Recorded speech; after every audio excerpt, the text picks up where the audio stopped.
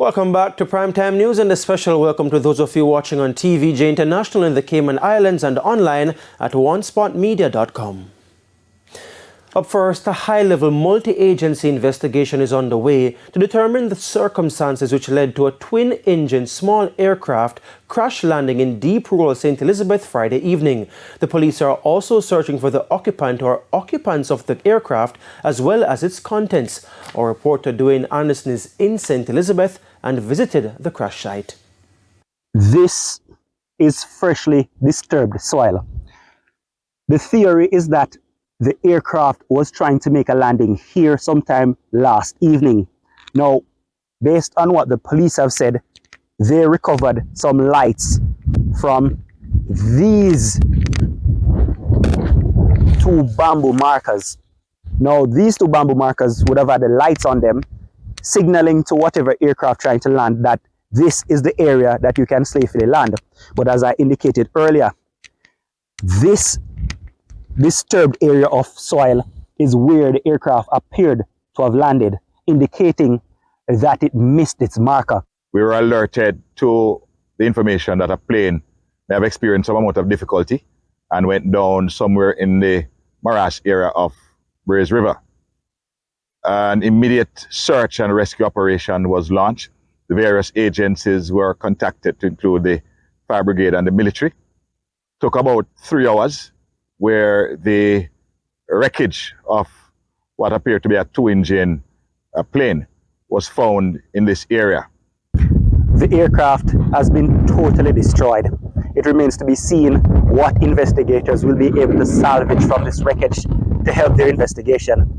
Even from our untrained eyes, we're not able to see a lot.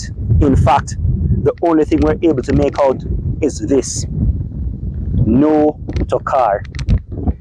It's Spanish.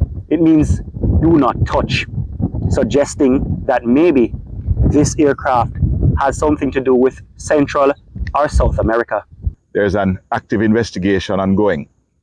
No person was found, no other items except for the burnt remains of the plane. And therefore, like I said, this investigation will expand beyond the St. Elizabeth Police.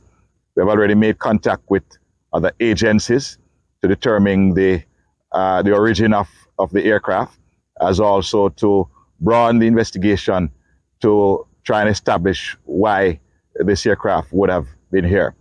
The investigation is active at this time, and therefore will allow the various agencies and the police to conduct a full and thorough investigation. A strong smell of smoke hugs this entire area, and that adds to the intrigue around this aircraft. Did the occupants light the aircraft after exiting, or did the aircraft burst into flames based on the distress it experienced while attempting to land here? It's just some of the many questions investigators will have to try and answer in the coming days. Police officers continue to patrol the area. They've been doing so from about 7 p.m. last evening, when the first alert was made that an aircraft was in distress in this general area. Now, when they got here, they obviously saw no one. Now, incidentally, to get to this particular area, it will take you about an hour from the main road in Brays River. Now, the closest hospital to this area is about 2 hours away in Black River, which begs the question: if someone was aboard the aircraft, based on the damage done to the aircraft, would they have suffered any injuries, and are they in need of medical treatment? One theory is that they were assisted from this site. We're not sure as to whether or not it was a difficulty the pilot experienced, or whether or not there was an attempt to land it in this area. There is certainly a history surrounding this particular area. There are a number of theories floating around, one of which is that the plane was attempting to land. And so we will allow the experts and the various forensic persons to do their checks and their investigations, and then a more conclusive determination can be made. 3 years ago, in January 2021, a similar aircraft crash landed in Rocky Point in Clarendon, which is not far from here.